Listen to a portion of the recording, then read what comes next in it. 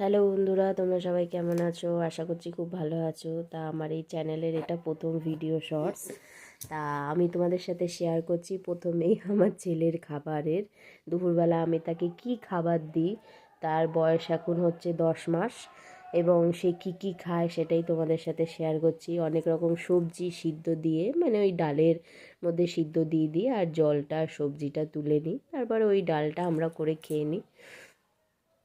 আর হচ্ছে হলো তাও সবজির মধ্যে অনেক কিছুই রয়েছে যেটা তোমাদের দেখালাম।